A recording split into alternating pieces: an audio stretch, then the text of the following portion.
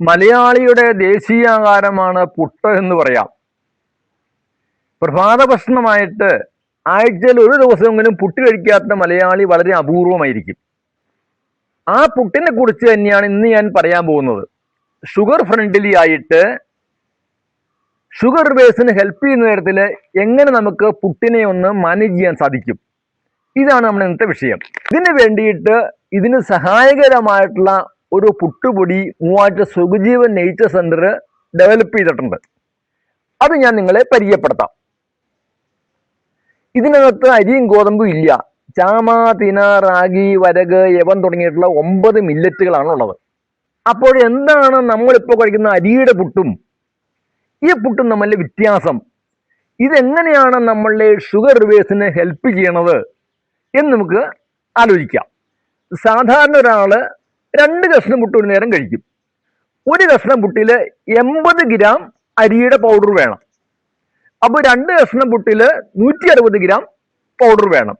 അരിയിലെ കാർബോഹൈഡ്രേറ്റിന്റെ അളവെന്ന് പറഞ്ഞാൽ 80%. 100 ഗ്രാം അരിയിൽ 80 gram carbohydrate ഉണ്ട്.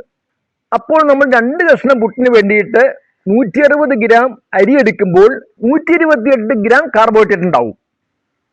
പുട്ട് തന്നെ കഴിക്കുമല്ലോ നമ്മൾ. അതിന് 2 പഴം കൂടി കൂട്ടിന്ന് വയ്ക്കാം. ഒരു പഴം 100 ഗ്രാം, 2 പഴം 200 ഗ്രാം, 20 40 ഗ്രാം ഷുഗറായി. അങ്ങനെ നമ്മളുടെ പ്രഭാത ഭക്ഷണം എന്ന് പറഞ്ഞാൽ 168 ഗ്രാം ഷുഗറിനുള്ള സാധനങ്ങൾ ഉള്ളിലെത്തി. പ്രമേഹമുള്ള ഒരാളെ സംബന്ധിച്ചോളം ഇത് അത്യാവൽക്കരമാണെന്ന് എനിക്ക് പറയാനുള്ളത്. ഇതുകൊണ്ടാണ് നമ്മൾ ഏത് ആശുപത്രി പോയി ഏത് മരുന്ന് കഴിച്ചാലും നമ്മളുടെ ഷുഗർ കുറയാത്തതും മറ്റ് ഷുഗർ റിലേറ്റഡ് ഡിസീസുകൾ നമുക്ക് ഉണ്ടായി വരണതും. അതുകൊണ്ട് നമുക്ക് ആഹാരത്തിലൂടെ ഉള്ളിലെത്തുന്ന ഷുഗറിന്റെ അളവിനെ കുറയ്ക്കണം. അതിനുള്ളൊരു ഉപാധിയായിട്ടാണ് ഞാൻ നിങ്ങളെ ഈ പുതിയ പുട്ട് പരിചയപ്പെടുത്തിയത്. ഒരു കാര്യം നമ്മൾ മനസ്സിലാക്കണം, നമ്മളുടെ പാൻക്രിയാസിൽ ക്വാളിറ്റിയുള്ള ഇൻസുലിൻ ഉണ്ടാക്കാനുള്ള ശേഷി അല്പം കുറവാണെന്നുള്ള കാര്യം നമ്മൾ സമ്മതിച്ചേ പറ്റൂ. അതുകൊണ്ട് പാൻക്രിയാസിന് അത്യധ്വാനം വരാത്ത തരത്തിൽ ഓവർലോഡ് വരാത്ത തരത്തിൽ നമ്മൾ ആഹാരത്തെ മാനേജ് ചെയ്യണം. കാർബോഹൈഡ്രേറ്റിന്റെ അളവ് കുറയ്ക്കണം. നമ്മൾ വയറ് അറിയുകയും ചെയ്യണം. ശരീരത്തിന് ആവശ്യമായ ന്യൂട്രിയൻസ് എല്ലാം കിട്ടുകയും ചെയ്യണം. ഷുഗർ കൂടുകയും ചെയ്യരുത്. ഇത്തരം ഒരു ഫുഡാണ് നമ്മൾ ഡിസൈൻ ചെയ്യേണ്ടത്. ഇതാണ് ഞാനിവിടെ ചെയ്തിരിക്കുന്നത്. അതുകൊണ്ട് എന്താണ് സുഖജീവന്റെ ഈ 9 മില്ലറ്റ് പുട്ടുപൊടിയുടെ അഡ്വാൻറ്റേജ്, അതെങ്ങനെയാണ് നമുക്ക് പ്രയോജനപ്പെടുന്നത് എന്ന് നമുക്ക് നോക്കാം. ഇവിടെ നമ്മൾ ചെയ്യണത് 160 ഗ്രാം അരിയുടെ പൊടിക്ക് പകരം 80 ഗ്രാം മില്ലറ്റിന്റെ പൊടി എടുക്കും.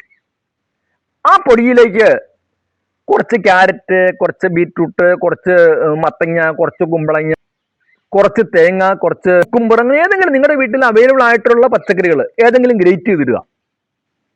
എന്നിട്ട് മിക്സിയിലിട്ട് നമ്മൾ ഒന്ന് ബ്ലെൻഡ് ചെയ്തെടുക്കും. ഒരു തുള്ളി വെള്ളം ചേർക്കില്ല. അങ്ങനെ പച്ചക്കറിയിലുള്ള വെള്ളം കൊണ്ട് ഈ പൊടി നനഞ്ഞോളും. അതിനുശേഷമാണ് നമ്മൾ പുട്ടുണ്ടാക്കണത്.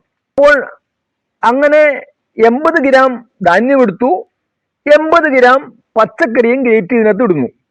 അങ്ങനെ 80 160 ഗ്രാം സാധനം കൊണ്ട് 2 കഷ്ണം പുട്ട് ഇവിടെയും ഉണ്ടാക്കി. നമ്മൾ വിളിച്ചിരുന്ന ഷുഗർ എന്ന് പറഞ്ഞാൽ 40 ഗ്രാമാണ് ധാന്യങ്ങളിൽ നിന്ന് കിട്ടുന്ന കാർബോഹൈഡ്രേറ്റ്. ഇനി പച്ചക്കറികളിലും തേങ്ങയിലും കുറച്ച് കാർബോഹൈഡ്രേറ്റ് ഉണ്ടല്ലോ, ഒരു 10 ഗ്രാം കൂട്ടിക്കോ.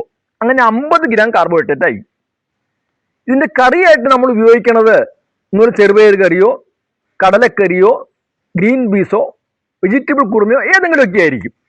അതിനകത്ത് നിന്നും ഒരു 10 ഗ്രാം ഷുഗർ കിട്ടി വിചാരിക്കുക. അങ്ങനെ 40 10 50 10 60 ഗ്രാം ഷുഗർ നമ്മൾ ഉള്ളിലെത്തുള്ളൂ. അരിയുടെ പുട്ട് കഴിച്ചപ്പോൾ നമ്മൾ കണ്ടതാണ് 168 ഗ്രാം കാർബോഹൈഡ്രേറ്റ് ഉള്ളിലെത്തി 2 കഷ്ണം പുട്ട് കഴിച്ചപ്പോൾ. എത്രയോ കുറവാണ്. നിങ്ങൾ ആലോചിച്ച് നോക്ക്. നിങ്ങളുടെ വയറ് നിറഞ്ഞു, നല്ല ടേസ്റ്റുള്ള പുട്ടാണ്. ഇനി അരിയുടെ പുട്ട് കഴിച്ചപ്പോൾ നമുക്ക് കിട്ടിയത് എന്താണ്?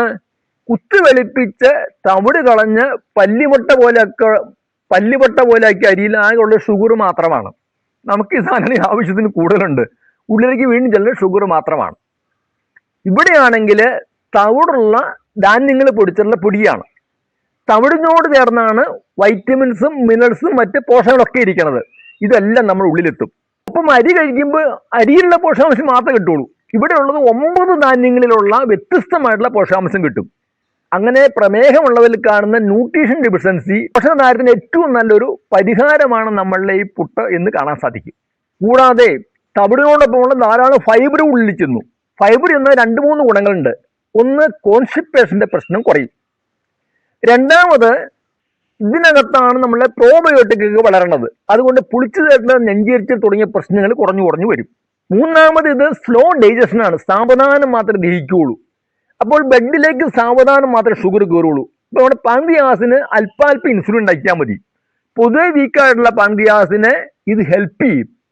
ആദ്യത്തെ പുട്ട് കഴിച്ചാൽ പാൻക്രിയാസിനെ കൂടുതൽ സമ്മർദ്ദത്തിലാക്കും. ഇവിടെ പാൻക്രിയാസിനെ ഹെൽപ്പ് ചെയ്യും. അതാണ് മറ്റൊരു അഡ്വാൻറ്റേജ്. പെട്ടെന്ന് ദഹിക്കുന്ന ആഹാരം കഴിച്ചാൽ നമുക്ക് എന്ത് തോന്നും?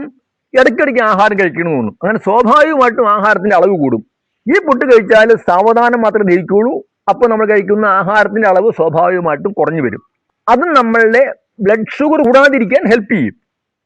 അങ്ങനെ ഒരു സമീകൃത ആഹാരം, ഒരു ബാലൻസ്ഡ് ഡയറ്റ് ആണ് ഈ പ്രഭാത ഭക്ഷണം. ഒരു ദിവസത്തേക്ക് നിങ്ങൾക്ക് ആവശ്യമായിട്ടുള്ള മിക്കവാറും 90% ന്യൂട്രിയൻസും ഈ ആഹാരത്തിൽ തന്നെ കിട്ടും. ഷുഗർ കൂടുകയില്ല. അകത്തേക്ക് ചെല്ലുന്ന കാർബോഹൈഡ്രേറ്റ് കൂടുന്നതുകൊണ്ടാണ് നമ്മുടെ ബ്ലഡിൽ ഷുഗർ കൂടി വരണത്. അതുകൊണ്ട് അകത്തേക്ക് ചെല്ലുന്ന കാർബോഹൈഡ്രേറ്റ് കുറഞ്ഞാൽ സ്വാഭാവികമായിട്ട് നമ്മൾ ബ്ലഡിലെ ഷുഗർ കുറയും. മരുന്ന് കഴിച്ചോ ഇൻസുലിൻ എടുത്തോ അല്ല ബ്ലഡിലെ ഷുഗറിനെ കുറയ്ക്കേണ്ടത്. ശരിയായ ഡയറ്റിലൂടെ വേണം ഷുഗറിനെ കുറയ്ക്കാൻ വേണ്ടി. അതിന് സഹായകരമായിട്ടാണ് ഞാൻ എൻ്റെ ദീർഘകാലത്തെ ഗവേഷണങ്ങളുടെയും പരീക്ഷണങ്ങളുടെയും 100 കണക്കിന് ആളുകൾ കൊടുത്ത് ഇത് റിസൾട്ട് കിട്ടിയിട്ടുള്ള ഫുഡാണിത്. വരെ പറഞ്ഞ മുഴുവൻ കണക്കുകളാണ്. നിങ്ങളെല്ലാം ബുദ്ധിയുള്ളവരാണ്. നിങ്ങളുടെ ബുദ്ധി ഉപയോഗിച്ച് ചിന്തിക്കുക, എന്നിട്ട് നിങ്ങൾ ഡിസിഷൻ എടുക്കുക.